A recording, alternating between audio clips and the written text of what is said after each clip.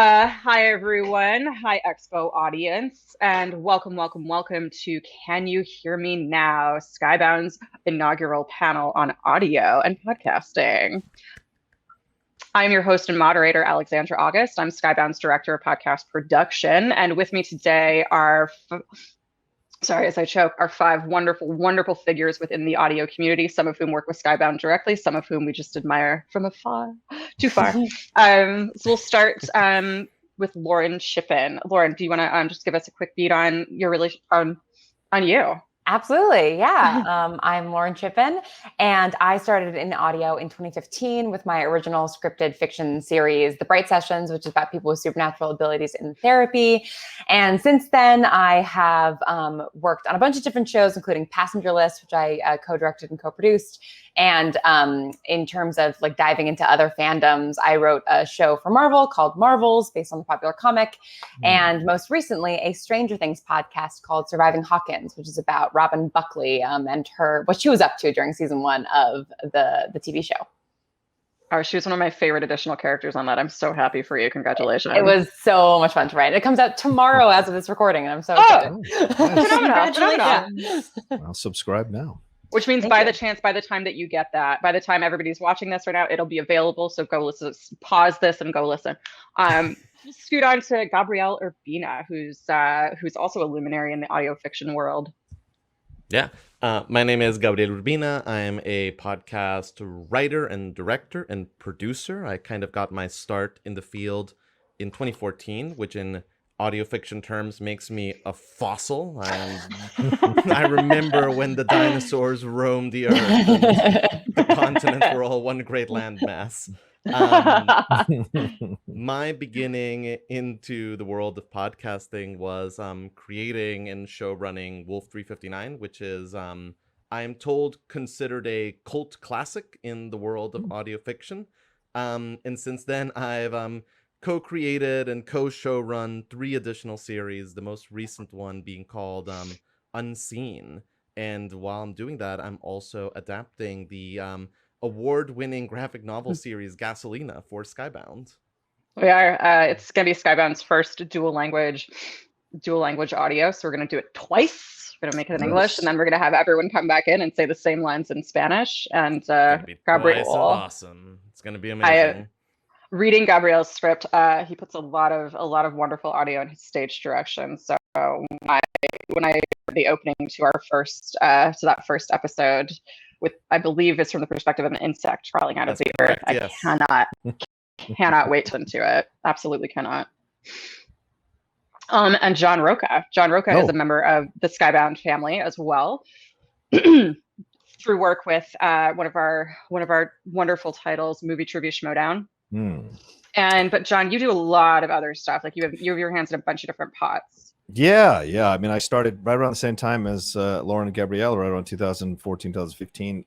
Christian Harloff, who runs the Schmodown or owns the Schmodown or whatever he does, chairman of the Schmodown. He put me together with one of his friends who's a stand-up comic, Matt Nost, and we created the top 10. And I was just walking. I was kind of frustrated being an actor, and I just walked into this opportunity. It was like, oh, this is fun. We're going to count down the top 10 movies based on a movie that's coming out that week. And I had no idea it was going to last 6 years, but we're still going strong.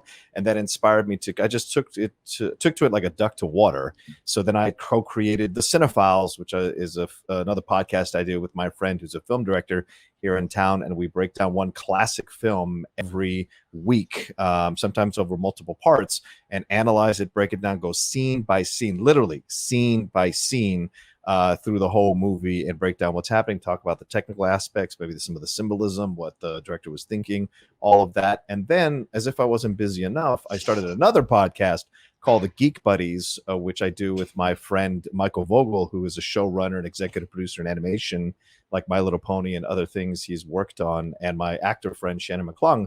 So the three of us talk about geek news items from the world of entertainment every week as well. And then after I was let go a year and a half ago from Collider, I was there for 3 years, I started my own channel, The Outlaw Nation. and it's been going strong, over 17,000 subscribers, which is big for me. May seem little for some of you listening, but it's big for me. And as I think thank you. As of this morning, I am officially a Rotten Tomatoes critic, approved. So that was something I worked 2 years to get. So very nice to finally cross that finish line. And of course, as Courtney mentioned, as Alexandra mentioned, I see Courtney in the chat, I got confused. I am also the outlaw in the movie trivia Schmodown, a 4-time movie trivia champion in that league as well. So I do a lot of things to stay afloat and stay alive, and I love doing it. To entertain us. Yeah, but I'm listening to you all talk about writing, and I'm like, maybe that's a new avenue to get into. So you're inspiring me just listening to you all so far. So thank you for having me on. Oh, my pleasure, my pleasure. And Chloe and Eliana are two fans who are like not as much within the Skybound family as I want them to be, so I tricked them into being on a panel. They're the host of a phenomenal literary analysis podcast called Girls Gone Canon that you should all be listening to. Why don't you guys give us a little bit more background, though, because you are much more than that podcast. Yeah, absolutely. Thank you so much for having us. I did before this, I was like, are we being collected too? Oh my gosh. But no, my name is Chloe Ketchum. I am one half of Girls Gone Canon. Like you said, we are a literary analysis podcast. We are covering 2 series right now. We're covering A Song of Ice and Fire, point of view by point of view. We also did some coverage during the show, during season 8 of Game of Thrones, which was very fun. And we also are covering his Dark Materials, both the inner trilogy, the outer trilogy, the novellas, and the TV series adaptation from BBC HBO, which is amazing. Great adaptation. We've also covered The Golden Compass, the movie, if that counts. No one likes to talk about it, but we do. No one really does. It was really disappointing. Yes. It was interesting. It was definitely interesting. Yeah. There's a lot of fun background there, but I personally came into audio first a little bit of a roundabout way. I did stand-up comedy, improv, and sketch starting back in 2011. And I kind of fell off of comedy. I moved, and then, the pandemic happened, as we all have kind of experienced. So I'm sure we'll talk about that today in audio. And I moved to podcasting and to talking about books with friends. And I started with a podcast called Drunk: A Song of Ice and Fire History, which was very fun. I still have to come on that. Open invitation. Chloe if still I has ever to do it. go on that. I still have to go back on. No, it was a fun way to have drinks with friends and chit chat about the stuff we loved. And that was such a blast that I met Eliana, the other half of the brain here. And we started Girls Gone Canon. Yeah. So I guess that ships it to me. And, Chloe gave you a really good overview of a lot of what we cover on Girls Gone Canon, but a little bit about my own journey is, in my secret professional life. It's not that secret, but it is a life. I do a lot of communications and content stuff, and a lot of it does involve some storytelling. And I like to bring some of that lens, some of that stuff that I'm passionate about and learn about into how we're analyzing a lot of these works. And the way that I started, though, actually, in podcasting is I am a moderator of the A Song of Ice and Fire, aka the Game of Thrones books, on Reddit. And we were like, wow, we have all this really cool stuff. There's all these really cool thought and analysis and theory crafting going on.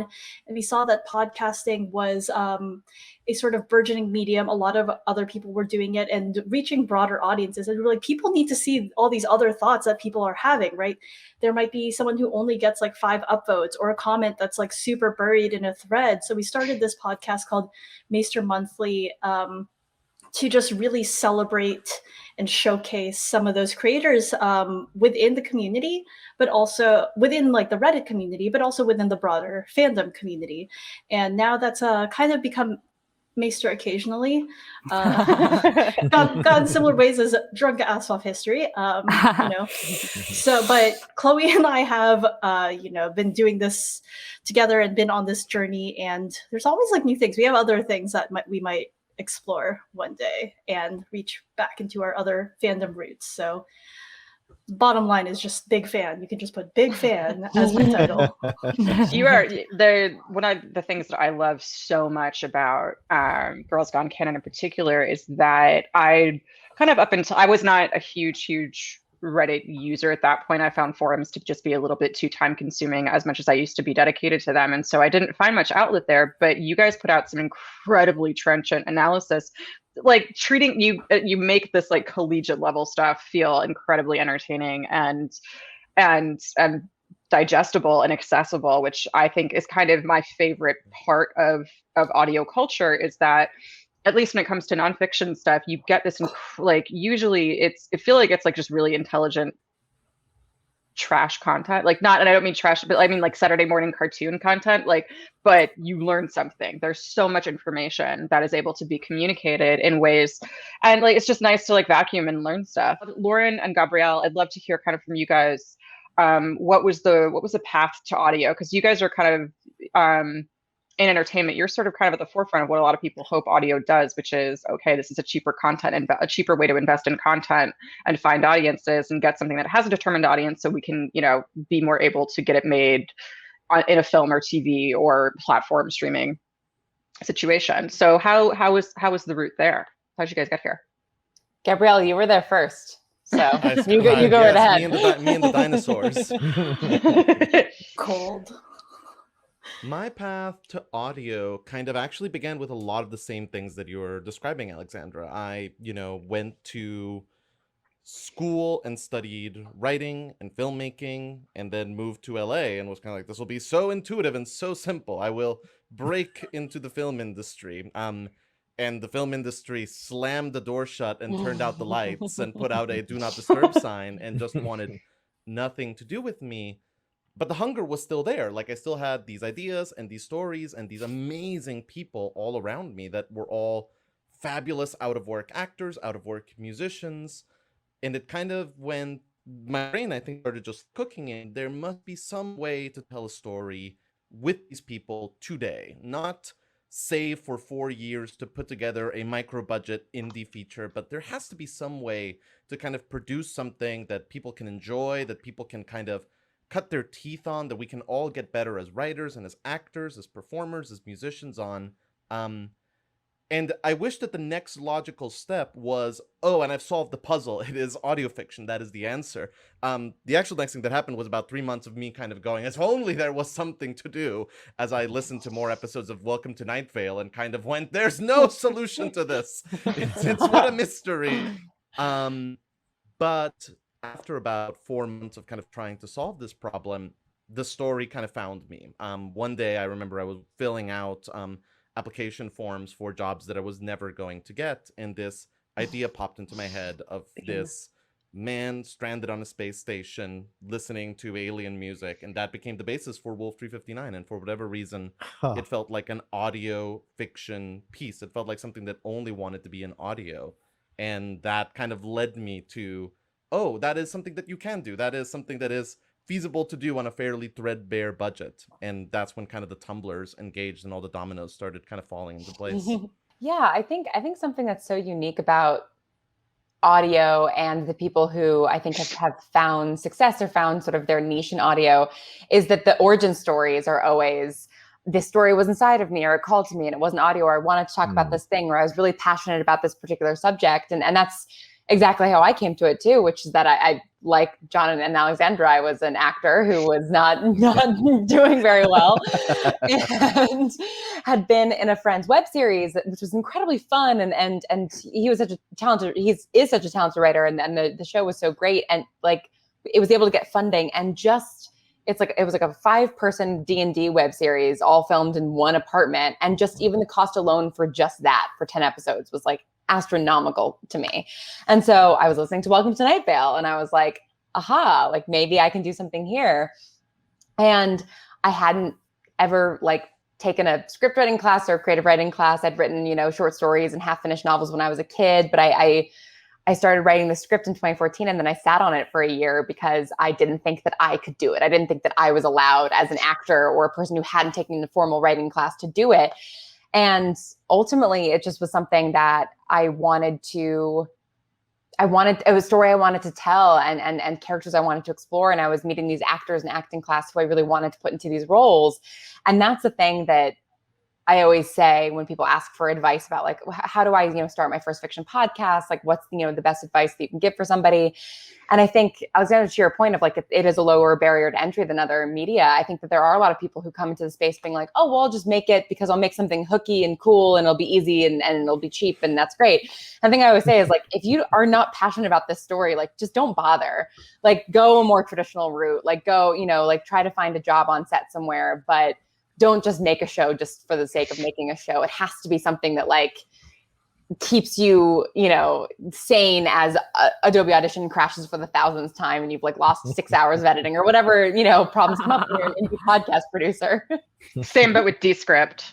Now you tell me this, Lauren. For 7 years, I've just been trying to do something hooky. Oh my God. Is that the key? Son of a... What's the first show that you listened to that made you a podcast listener? Mark Maron. Mark Maron was the WTF podcast and Bill Simmons at the same time. I discovered them at the same time. And at the time, like you all, I was driving to audition. So I was in the car a lot. I was doing that Santa Monica 4:00 audition, which drove you insane. And so you're in that car a lot. And so I had to find something that would make me laugh and would distract me and would get me to understand how certain people function or work in the world of entertainment or in the world of sports. And so I found myself becoming very addicted to those podcasts. And so when I got into it, I made sure that was my inspiration, speak truth, dig deeper, find out what these people actually feel about it, analyze something to it as bone deep as possible, because then you get some real jewels that come out of that. So those two really inspired me as a podcaster, and still do. Those are the two that never leave my list of podcasts that I listen to every week, and they're still doing it in great ways. How about you, Chloe? Well, in universe, I'd say in terms of A Song of Ice and Fire, of the fandom that we're probably most active in, Radio Westeros was the first podcast that I would drive to shows all across the Midwest to. That one was big. I'm a big Spotifyer. I have a lot of Spotify playlists, possibly all for fictional characters and themed to them. You don't need to judge me about it. Anyways, share them. Same What thing. I think we're all the same way on this. Exactly. Call. Good. Chloe, who are you on Twitter? Liza Arbor. Liza Arbor Gold on Twitter at Liza Arbor. Yeah, I'm one of those, I'm too cool to be uncool, but I'm actually like the biggest nerd, unfortunately. But like I listened to a lot more music when I was driving back in the early 2010s. And then I'd say like the second half was, just all like Two Dope Girls and Radio Westeros was pretty much it. But that made me think like, this is so creative. This is so fun. Why am I not doing it? Why? Yeah. I can do this. I have a problem. I'm an Aries. So everything I do is like, I could do this and I could do it better. What? Shut up. I could do this 10 times better. I'm going to do it today. You can do it. What about you, Laura? My first ever podcast was in 2010, which I just realized was 11 years ago, which is insane to think about. But it was the summer after my freshman year, and I had an internship at WNYC's Soundcheck, which was a music show. Might still be a music show. I haven't checked in with them in a while.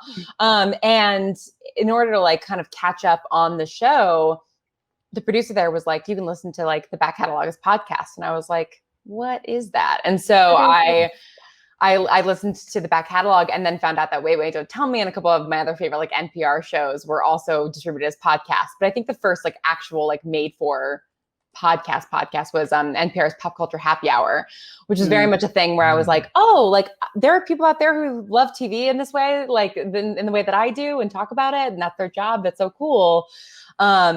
And then, years on Tumblr, I got exposed to Welcome to Night Vale. And I so distinctly remember I was shooting a short film up in the Angeles National Forest and had to be up there for a 5 a.m. call, like 4 days in a row. And it was like an hour and a half drive, in the woods as the sun was rising over the Angeles National Forest.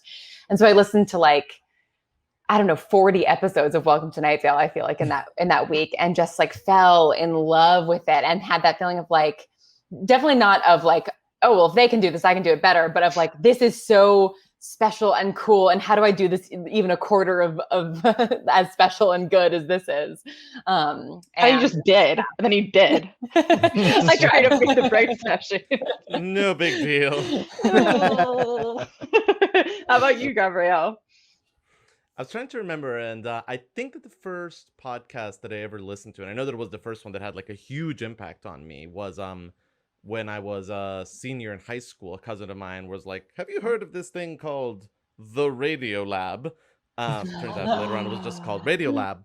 And I started listening to it, and for 2 years I didn't listen to podcasts. I listened to Radio Lab. That was the thing. But I remember there was this episode that they released in 2012 called Colors, where they did this thing where they were talking about how humans see colors a certain way, but certain animals see less colors than we do because they have less receptors in their eyes. And certain animals see more colors because they have more receptors in their eyes. And so they were like talking about how can we illustrate this? And they ended up going to a church, and they got this huge choir, and they used this choir to kind of sing notes that represented each color. And so the choir got fuller and fuller as more and more receptors were added to the eyes of the animals that they were talking about. And by the time that you got to these shrimps that can see millions of different colors because they have 5 times more receptors than they do, it was this gigantic choir singing all of these different notes. And I kind of went, oh my God, these people just used sound not only to represent a visual idea, but to represent a visual idea that visuals could not represent. Like, you know, like that completely twisted my mind into a pretzel. And I was just like, this is the coolest thing ever. And it was one of those things that like really made me aware of just how potent this was, and just like what a brilliant alchemy the best audio can have. And I think that that was kind of the first moment that I kind of went like, okay, I need to listen to more of these things and more than just this show. And like, I think that it would be really, really fun to do something in this. Oh no, sorry. Go ahead. No, go ahead. I was going to say that's exactly how I felt about Nightfalls, A Story About You, which is I think like they're like 9th or 10th episode, somewhere in that sort of early run.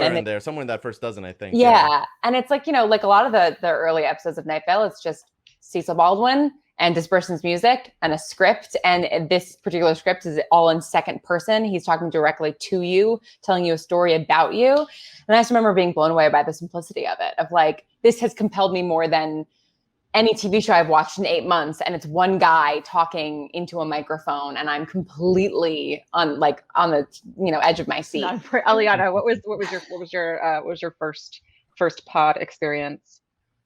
Yeah, I guess I had like heard of all these other ones, but I didn't really jump into it until like the fandom. And I was like, all right, well, I'm just gonna jump and really, really just dive very deep, head first into this whole thing and start listening to it. And I didn't start thinking of it in terms of like I could do this better. I actually started by like trying to manage other people doing it. And they're like, Eliana, you should just be on it. I was like, I don't know about that. Y'all were like actors and stuff. I was the person in the back painting the sets. That was my role all the time. Yeah. Oh yeah. So trying to get the actors to be like, but what if you move the tape to paint it the right way? But anyways, frustrating. But I'm also a fire sign, a Leo, so obviously Chloe and I clicked. We were like, yeah, let's do something. Let's burn the world down. I do love but you have to have that too, right? Like you talk about, Radio Lab. That's the first run of that was 17 years before Robert retired from it. 17 years. Yes. And if you're working with someone on a podcast and you have a run like that, that's that kind of chemistry and that dedication to being the type of people to be able to cover what it takes to make your podcast. That's big dedication. Yeah. I'm one of the I got started with podcasting like as so many Angelitos driving to work. I had to drive from Venice to West Hollywood every day in the evening to work at a restaurant. And so I started listening to shows like The Nerdist, similar to the Marin thing, like, because really what audio offers that like other interview formats don't is there's no visual. So everybody just automatically becomes way less self-conscious. And you get Brad Pitt on Marin talking about his quote dumpster fire of a personal life, and it's just that's just nothing you'd ever see. And like Harp, sorry, not to make fun of that, but it's just you would never hear anybody saying that on the Tonight Show. You would never hear them saying it on The View or something. That's more strictly promotional, and it's still interesting content. Like I still watch those shows occasionally, but in terms of really forming a relationship with someone that you are not interacting with necessarily, audio is just that wonderful, wonderful medium for that, because people let their guard down a little bit in a lovely way.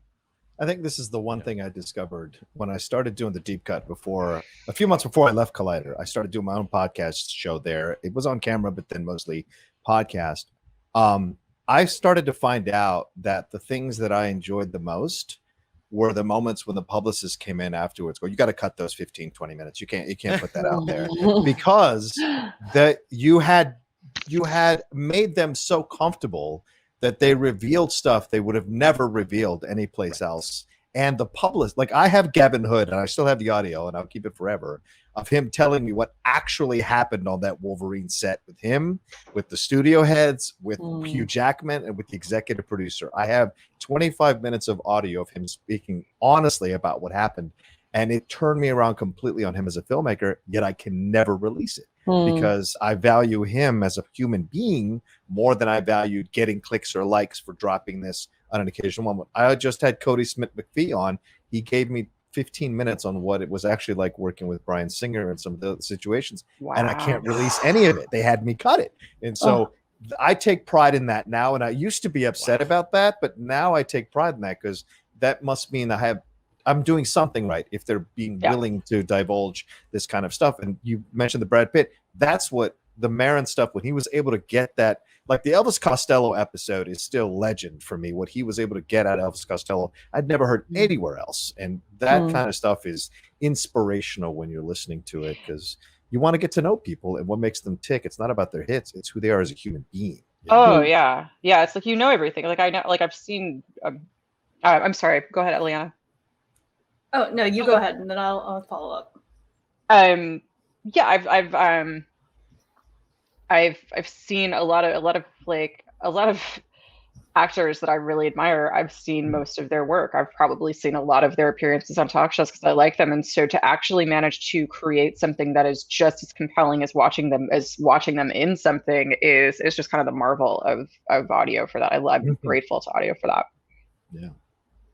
Yeah, I was just curious, what do those moments look like? And maybe this is off topic for the panel, for people who are doing more of those scripted, right? Those fictional podcasts. What are moments where that magic that you didn't plan, but suddenly the alchemy all comes together look like? I've been, I think it's so cool that you also put out like your scripts so that people can compare and see like, this is how it was brought to life. But yeah. Oh man, that's such a good question. Sorry, go ahead, Gabrielle. No, I think that in my experience, those moments, the kind of equivalent of kind of those moments of magical alchemy and chemistry in the world of fiction are when someone, whether it's one of your collaborators or one of your fans, teaches you something about the world that you ostensibly created. When you are kind of going through, say, a rehearsal, and this has happened to me dozens of times, where you are going with through a rehearsal with one of your actors after you've written something for them, and halfway through they'll stop and they'll kind of go like, oh, one moment, I just finally understood why they're saying this. It's because they had this conversation with this other character 2 days ago, and they're remembering that, and the way that this reflects this other thing that's over here. And inside your head, you go, holy mother of God, that is so smart, and that is so true. That is, I hadn't thought of it. Like, that was not in my mind when I was writing it down. That was not in my mind when I was putting it down on paper. I did not come here intending you to direct that. This is something that you found, and it is something that is undeniably true, and it is now a part of the character because you're going to play it that way. Of course, then out loud, you go, exactly. That's exactly what I wanted you to understand. You got it. I'm so glad you got that. Yeah. I was wondering if I would have to spell it out for you, but there you go. So what the team that we've got on Gasolina is, we're very, very, very lucky to have. Obviously, we've got Gabriel, who's doing some incredible work, and we are it will be directed by and starred Gigi Salguero, who is a Mexican by way of Canada, actually, a female horror Yes. filmmaker, has done some Mm. incredible work. And I'm kind of a bad critic of Gabrielle. So he'll send me scripts and I'm like, they're really good. I don't know what to tell you. Here's a note. Which I is don't know. important feedback to get. Fix something in spell check. Very And valuable Gigi- part of the process. And one of the reasons we really wanted Gigi on this podcast is that Gasolina is a story about a Mexican cartel that doesn't traffic in drugs. They traffic in soul destroying and humanity eating insects that get inside you and then cut off. It's really cool. You guys should. Sean Makowitz and Nico Walter were the writer and artist. As you can tell, Sean Makowitz is not from a Latin American country. And he graciously, when we originally approached him about the adaptation, he was the first person that was like, we should probably get somebody who's of the culture. And Gabrielle is from Costa Rica, but Gigi is a good friend of ours. And so she is from Mexico. And some of the really detail-oriented observations that she has given about certain turns of phrase and certain relationships continue to make me glad that we have this many cooks in this kitchen. And without getting into any specifics, because obviously we can't do that, but we had a notes call last week where Gigi gave me half a dozen tremendous suggestions that I immediately had to go and put in the script. There was one thing in particular that when I heard it, it wasn't, oh, that's a good change that I should make. It was, oh, that's a truth about this world that I hadn't realized yet. That is not, this is not me changing to be in line with your suggestion. This is me realizing that that is right. And you were a little bit ahead of me and you were discovering something here that I still had to do some work in my own mind in order to get there. But now that you've pointed it out, it's so true. It is absolutely the way that it needs to be. It's kind of like we're sort of exploring a world together and mapping it out almost. It's like you kind of walk it. Yeah, it's. But sorry, please finish. No. That is more or less where the rest of that was going. Good timing because we are about ready to wrap up. I did want to close out a little bit with just what are your tips for somebody who does want to do this? What's a basic high level, what's something that you wish you knew when you started or were very glad to learn when it comes to producing audio, not in general? Just do it. I mean, that's my advice for anything. Just do it. Here's the thing at the end of the day, and this is, I tell everybody this, believe in your point of view having validity. Love it because as many people have pointed out already on this panel, you're going to do it week to week. You may get inspired to do it, but in that third year, on that Wednesday, in that August, are you still going to be able to come up with a topic and deliver an episode? Okay. I can speak from experience now, having done, multiple years of multiple podcasts. There are weeks where you're like, I don't want to do this. But you've got to figure it out, and it takes. Give Audacity the middle finger, and there you go. Yeah. I love it. You gotta have tenacity. Have something to say. Believe it's valid. Get a decent mic. You can get it for $100 on Amazon.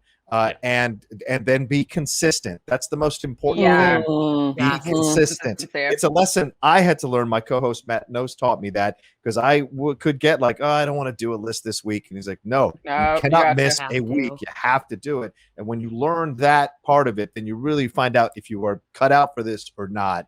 And more than anything else, never discount your fans. Never, ever not listen to them if they've got some constructive feedback. Let that ego go. It can change your podcast and make it grow even more. So those are the tips that I would throw out. Thank you, John.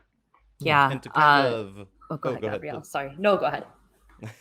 To kind of piggyback on the second to last thing you were saying about sticking to that schedule, my advice would absolutely be, as soon as possible, get on that schedule and have it be a public thing, because it can be very tempting to kind of go, I am working on my pilot and I will rewrite it and I will redesign it and we will rehearse it and then we'll record it and then we'll do Foley work and then we'll sound edit it and then line, and then I realized that I could rewrite a little bit over here, so we'll get the actors back and we're going to do it again and spend a year doing that until it is the best show that it could be. I guarantee you, the show will be better if in that time, instead of doing one show for 12 months, you had done 2 shows a month for all of that time.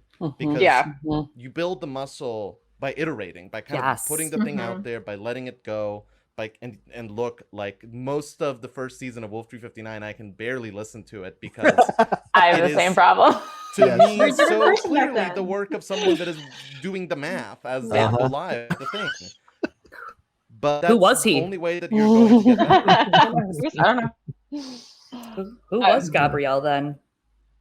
He doesn't exist anymore. He's dead now, so it's okay. Well, and to go off of what Gabrielle's saying, it's a muscle. It is a muscle. You're gonna grind. If you want it, you will have to grind. There are gonna be weeks it will suck. You will have to write notes and you will have to record and then you'll have to edit, which that's the worst part, but it's the most rewarding part. Okay, the same part. But like the thing is that if you put out an episode right now, your next episode won't be worse. I guarantee it. And the episode after that won't be worse than that one. And the more you do it, the better you will get. And it is a muscle. And like I used to have to drive an hour each way 5 times a week to whatever show I wanted to go do stand-up at. You know, used to have to jump on podcasts every week and guest. And, you know, I'm going to do like 3 guest things this week, but I'm going to keep going just to get legitimacy. And it sucks. The grinding sucks, but you do have to do it because why are you doing it if not? Do you like it? Don't you have to find out if you like it? Isn't that what we're still doing it for? So yeah, that's the thing too. I would tell people like and always on. Like I did an always on for my first. Since I didn't introduce myself very well, my first podcast was God Thrones, a Game of Thrones podcast, which I did with the amazing Johnny Kolazinski, who is everything you could want in a partner. And we worked. I literally just Facebooked him and I was like, "Do you want to do this? Do you want to do a Game of Thrones podcast with me?" And immediately he was like, "Yeah." And then from that moment on, for 18 months, we podcasted week to week because there was 0 white space in the thriving season 5 when I decided to start a Game of Thrones podcast market. It was pretty populated. And so, but I was like, no, we're going to be the best Game of Thrones because I had all this energy from not being an actor anymore. It was like, we're going to be the best Game of Thrones podcast. We're going to run up in Vanity Fairs, whatever. And so I decided to take us to every single convention we could possibly go to in Southern California because there were a ton and it was really fun. And so not only did we do that, we podcasted straight through season 5. And then I was like, no, we're going to do a reread of the entire series. And that's going to be our off-season content because nobody does off-season content. We're going to do it. Oh, yeah. There's a reason they don't do off-season content because not a lot of people care about Game of Thrones. But we did it. We like pushed and pushed and pushed, and we finally went to San Diego Comic-Con together. 18 months after we started, we podcasted about the Game of Thrones panel, put down our phones, and did not speak to each other for 3 months. And we love each other and we care about each other, but that burnout is real, and it can sneak up on you if you aren't prepared for it, if you don't plan certain breaks or really mentally prepare yourself to that this is going to be a consistent part of your life for years. If you do want to get the most out of it, you are going to have to grind at it for a while. Yeah. I think for fiction, my first piece of advice was, unless you have an enormous budget or your episodes are 5 minutes, do not do an always on. Don't do it. And I think something that definitely benefited me hugely, and I think is like, becomes a little bit more difficult the bigger and bigger these communities become, but like find your friends in the space, the other people who are making other fiction podcasts that are in queer post-apocalyptic sci-fi, and you think that that's really specific and all of those people are your competition. It's like, no, those are your friends. Really those are the people that are going to support you. I mean, Gabrielle and I met in like early 2016 and have basically just been like cheering each other on for 5 years. And it would have been very easy to kind of be like, oh, it's that other sci-fi show that makes people sad. That's the competition. Piggyback on the ego thing. One more thing. Do not get caught up in how many views or downloads you're getting. Do not get caught up in that you haven't made it in 6 months. Nothing against Alexander wanting to be on Vanity Fair. I think it's good to have goals, but I think you also have to be aware. Now, it doesn't mean it won't happen overnight. You've got some incredible podcasts. You could be successful. I just think if you're getting into it for the attention, for the views, for the likes, for all of that, that's ego stroking, you're not going to last very long, I think. No. You've got to do it because you love it. and then learn and understand it's a process and be patient with yourself and cut yourself some slack. Treat yourself like you would treat your best friend if they were taking on a podcast, because that's going to be essential on those frustrating nights when you lose 6 hours of editing, or when you're editing and you're just like, I can't do this anymore. It's important. The only comparison that you should care about is with yourself yesterday, not with the other people around you. Great point. Not with where you should be, not with the platonic ideal, not with Mark Maron. Yes. Just kind of, like, you should only care about where was I yesterday and what step forward have I taken since then. Yeah. And if you're too focused on the tangible goals, like I think when I started the Bright Sessions, I was like, oh, well, maybe someday it'll get turned into a TV show. And it's like, sure, maybe someday it'll get turned into a TV show. But if I had been so laser focused on that, I would have missed the beautiful things that I never could have imagined. Like, I mean, both Gabrielle and I have had people write us very emotional messages about our shows, but also like get things that we wrote tattooed on their bodies. Like, that's nuts. And I never would have imagined that. And it's so cool. And you don't want to miss out on that's that. my new goal. That's a new goal. It makes you a lot more careful about the things you put in your scripts all of a sudden. It sure does. Okay, well, thank you guys so much. Let's close out, and if you want to each say your names, socials, and anything that people should be listening to of yours, please feel free. Lauren? Yeah, you can find me at Lauren Shippen on all social media, and be sure to download Surviving Hawkins, available on all of your podcast apps right now. Huzzah! Chloe? I will take the His Dark Materials side of our podcast, but be sure to check out Girls Gone Canon on social media at Girls Gone Canon, CANON. You could also find us on Patreon at Girls Gone Canon, and of course on any podcast streaming service near you, whether it's Spotify, iTunes, you know the drill. Look it up, you'll find it. We are covering His Dark Materials, The Amber Spyglass. We just put out our first episode. It was 2 hours and 40 minutes. I'm not sorry. And tune in monthly, last Friday of the month, for The Amber Spyglass, His Dark Materials. John? You can follow me at The Roca Says. That's my homage to The Rock on Twitter and on Instagram. And I am twitching now, The Outlaw Nation. So you can find me there. I'm on my 4th day today. So The Outlaw Nation on Twitch. So that's a new avenue I'm exploring as well. But for podcasts, please, the Cinephiles. I think that's one of our jewels, the Top 10, and the Geek Buddies. And then over on my outlet, The Outlaw Nation, it's youtube.com/John Roca Says. They wouldn't give me the Outlaw, or they wouldn't give me Roca Says, so I had to say John Roca Says. So go see all the stuff we're doing there. And my Patreon, patreon.com/John Roca. If you want to see all the multiple tiers, you can help train me for the Schmodown if you want, if you're a big movie trivia person, and hang out with us twice a week on camera and in the Discord. So a lot of fun there as well. Aliana, I don't know if you have, I know Chloe covered Girls Gone Canon, but I don't know if you had anything else personal that you wanted to share that people should listen to, or socials and stuff?